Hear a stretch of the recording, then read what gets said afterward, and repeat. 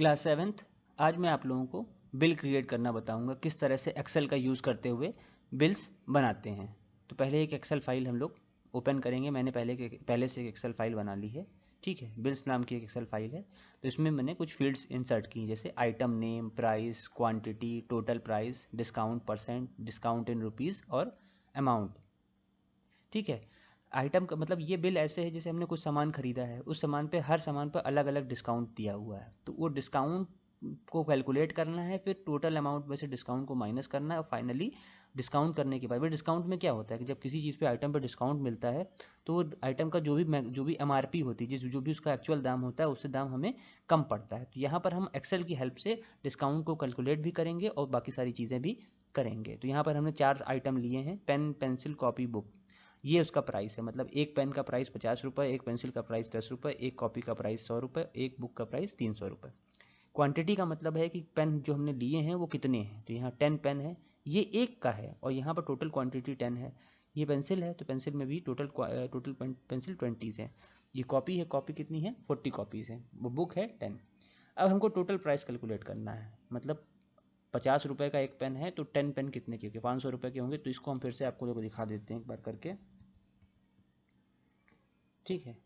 देखो, अब इसको हमको मल्टीप्लाई करना है भाई। 50 रुपये का एक पेन है और 10 पेन हमने लिए हैं, तो ये कितने के होंगे। तो इसको हम मल्टीप्लाई वैसे नहीं करेंगे, हम एक्सेल का यूज़ करेंगे। तो इक्वल टू 50, तो ये इसका सेल रेफरेंस ले लेगा, मल्टीप्लाई का साइन, और उसके बाद ये, और उसके बाद इंटर कर देंगे, ठीक है।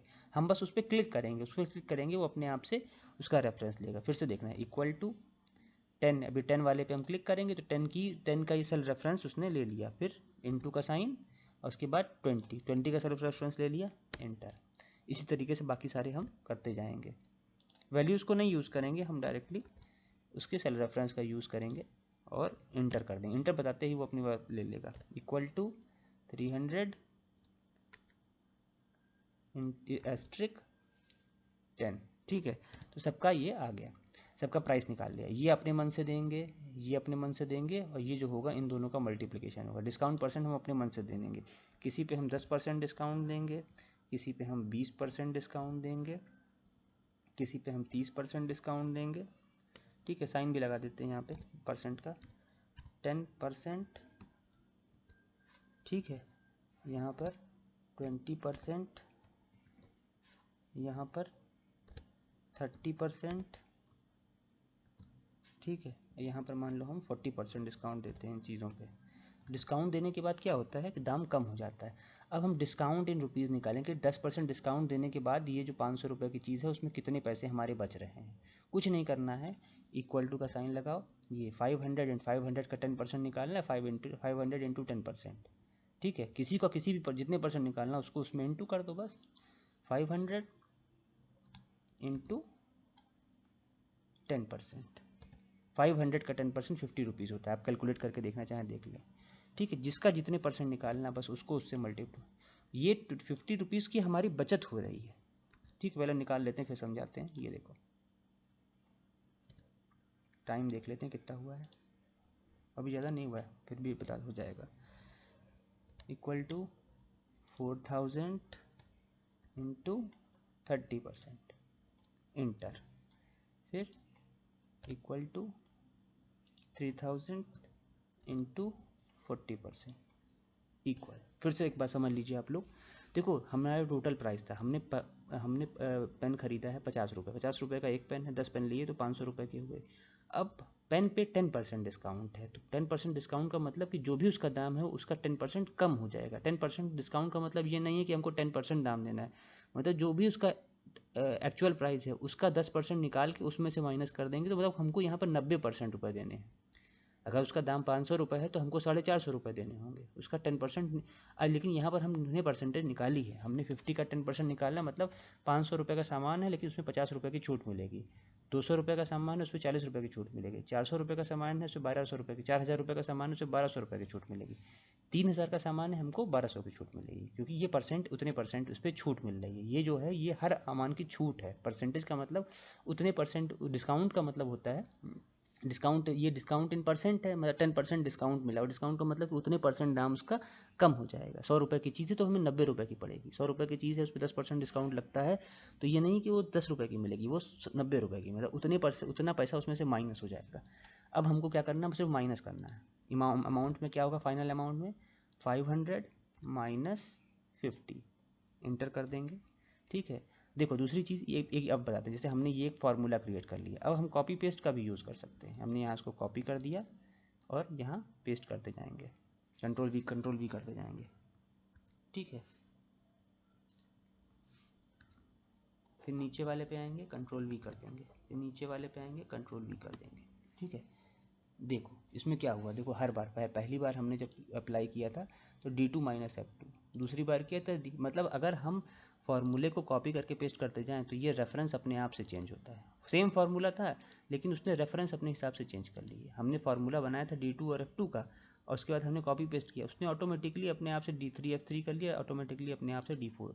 मतलब सेम फार्मूले को हम अलग अलग सेल पे कॉपी कर सकते हैं, उससे वो कोई फ़र्क नहीं पड़ता है, उससे वो अपने आप से वैल्यूज़ को कन्वर्ट कर देता है। ठीक है, तो यहाँ ये बहुत बड़ी एडवांटेज होती है। ये मैंने पहले आप लोगों को नहीं बताया क्योंकि वहाँ उसकी ज़रूरत नहीं थी, अब ज़रूरत के हिसाब से बताएंगे। अब ये टोटल भी करना है हमको सम का, तो सम हमने किया, टोटल करने का फॉर्मूला वही है जो मैंने आपको पहले बताया था, इक्वल टू सम और ब्रैकेट ओपन, फिर इसको इंसर्ट करेंगे और ये देखो ये आ गया टोटल। फिर से एक बार आप लोग समझ लीजिए, देखिए इसमें था क्या, देखते हैं टाइम कितना हुआ है, उसके बाद समझाते हैं। अभी है टाइम है। ठीक है, देखो हमको एक बिल बनाना है। वो बिल ऐसा है कि इसमें बहुत सारे आइटम हैं, बहुत सारे सामान लिया गया है और हर सामान पर कुछ ना कुछ डिस्काउंट मिला है। तो वो डिस्काउंट करने के बाद टोटल कितना प्राइस हमको देना है, ये चीज़ हमको डिफाइन करनी है। तो यहाँ पे हमने आइटम नेम में लिखा पेन, पेंसिल, कॉपी, बुक, इतने 4 आइटम हमने खरीदे हैं। प्राइस में यहाँ पर हर सामान का एक्चुअल प्राइस दिया हुआ एक एक का। तो यहाँ एक पेन का दाम है 50 रुपये, एक पेंसिल का दाम है 10 रुपये, एक कॉपी का दाम है 100 रुपये, एक बुक का दाम है 300 रुपये।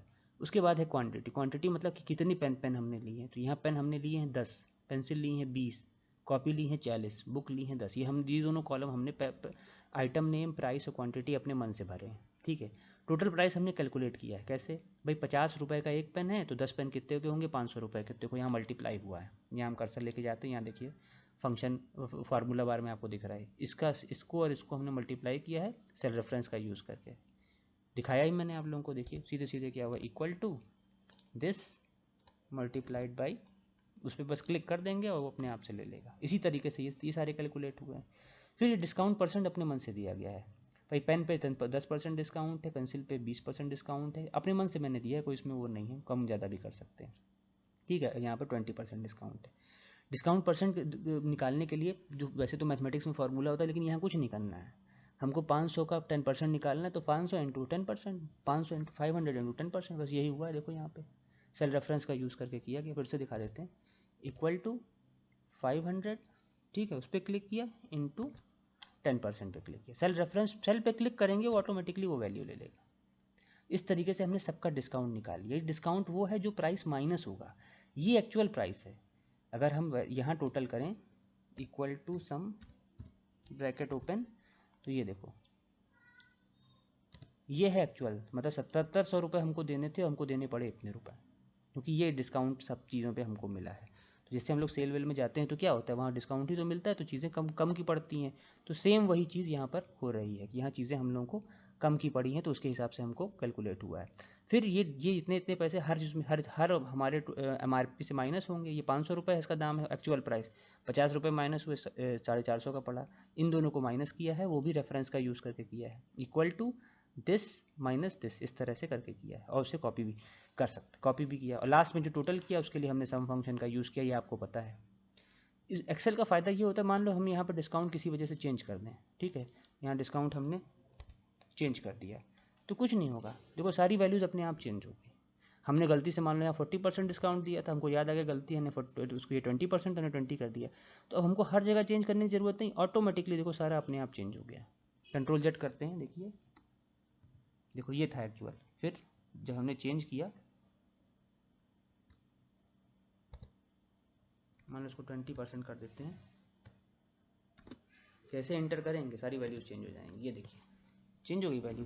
तो ये एक्सेल की सबसे बड़ी क्वालिटी है कि यहाँ एक चेंज करते हैं तो बाकी सब जगह वो चेंज अपने आप से नज़र आने लगता है। ऐसा नहीं कि हमको हर जगह चेंज करना पड़ेगा, ये सारा चेंज अपने आप से हो गया। तो ये एक बिल क्रिएट करने का एक तरीका होता है जिससे हम लोग बिल क्रिएट करते हैं। अब तो वीडियो ओवर हो रहा है, इसके बारे नेक्स्ट वाले में हम आप